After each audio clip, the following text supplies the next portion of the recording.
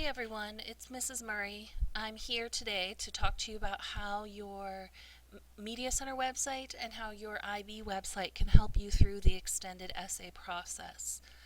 So what we're looking at right now is the Spruce Creek IB website. The address is up at the top here, sprucecreekib.weebly.com. You can access this by Googling it, or you can access it on the Spruce Creek website under the link for IB.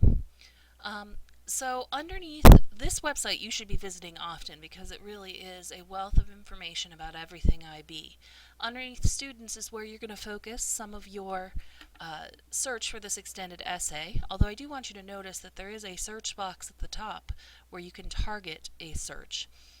But I've laid it out very simply for you. If you hover over extended essay, you will find step by step the process. If we start with presuming that you know nothing about anything, then you can click on extended essay itself and you can see the videos that have been recorded that give you the introduction about how to go through the process. This was the introduction that I gave you on the first day we started talking about the extended essay process. So then step one is to read the timeline. That just gives you the deadlines. Again, you should be visiting this. You should have them in your phone. It's on the calendar, which is up here. It is being texted to you. There should be no reason why you don't know anything about the deadlines. Step two, this is where you find the direction packet. If you've lost your yellow packet, you can download and print out another one. In addition, there's also the IB World full packet that, remember, I told you need to read the portion that relates to your subject area. So in this full packet, you are going to locate these pages down here. So let's say that I am interested in writing about history. I am going to read pages 94 through 97. It is super important that you read this in addition to the yellow packet. If you don't read this, then you won't know the specifics that IB is asking for related to your subject area, and your score will suffer. So you do need to go there and you need to open it up and you need to browse through and find the pages related to your subject area. Alright, so that is this page. Under extended essay, step 3 is to read sample IB extended essays. It says right here, password IB. That's because IB requires you to put, if I'm posting these online, I have to put them on a password protected site. But I put that the password is IB. Click login. It will remember it on whatever computer you're on. These are PDFs of all the different papers that IB has released in some of the subject areas. If you don't find your subject on here, come and talk to me and I'll see if I can find one for you. But this is most of what they've released. What I need you to know is that they are not all A papers. For example, this one right here was a D paper with 11 out of 36 on the rubric. That doesn't mean you shouldn't look at it. It means you should absolutely open it up and see what they did. They all look very different. They are not following the same exact format that we follow. This is what a cover sheet will look like in a supervisor's report. But you'll notice some differences in how people have formatted their papers. And that is simply because IB leaves some of that up to the school. They want something consistent. So you do need to follow what we've asked you to do. It's going to increase your score. But don't be alarmed when you look at some of these papers and they look very different. They do not look like they're following MLA format. So you need to read through, like this one's definitely not MLA format. Read through at least portions of their paper, see what it feels like, especially if it's an A paper. How did they get the A? Look at the comments. This is a wealth of information for you. Make sure that you are using it. Alright, so that was read the sample papers, and then we're up to our first deadline, which was to request a supervising teacher and topic, and then on the 18th of February you'll be able to see who your supervising teacher is by going to this page. You're going to fill out a form to request your supervising teacher. It is going to ask you to set some goals for yourself. What are you going to try to earn on this paper so that I can share that information with your supervisors to start the conversation. Your next step, meeting with your teacher, submitting your thesis, also a form where you're submitting the information online to me so that we don't have two students trying to write on the same topic, because that would mean that both of you would earn an E because you're writing on the same topic, most likely. So the steps just kind of continue throughout there. I do want to now take you to the Media Center site so that you know where you're going to explore your resources. This should not be new to you. You have done how many IAs by this point? You should know what resources are available to you.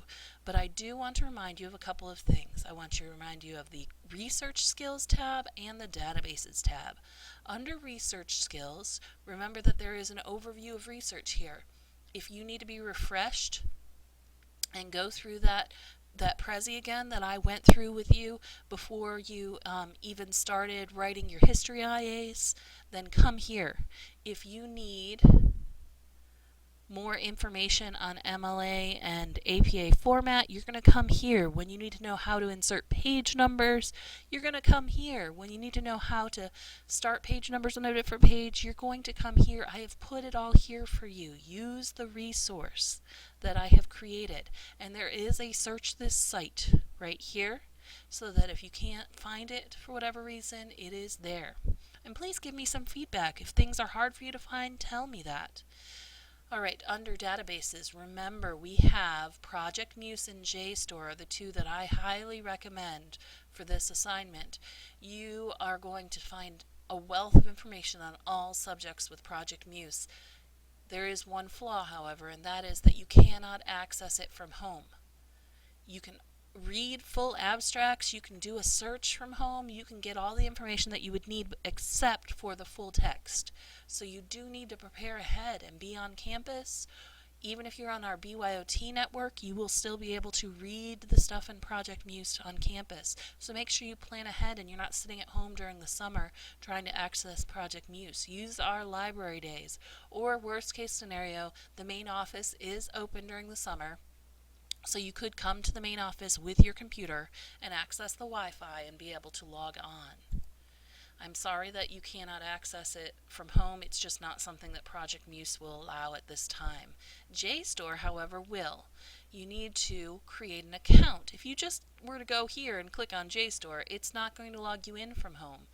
You see right here at the bottom where it says you will need to set up an account linked to our school to log in. If you click on the word account, it takes you to this link and you can create an account, a personal account that's linked to our school, and then you can log in from wherever you are. So please make sure you do that. Those are going to be the two main sources that where you're going to find most of your information. But I do also want to remind you that we've been an IB school for a long time. Click here to search your library and see what books we have. You can check them out over the summer. You can have access to them you can have access to the search from wherever you are. Click there to search your library and search your topic. When searching for books, make sure you are searching your broad topic, not your super specific topic. And then there are also all these resources available on the Volusia County Public Library site. 100 plus databases. You are going to be able to find some stuff in there. And here's the trick for logging in. I've put it on here. You need those first 7 digits of your library card, which I've given to you there. So make sure you explore those resources as well. Once again, still under databases.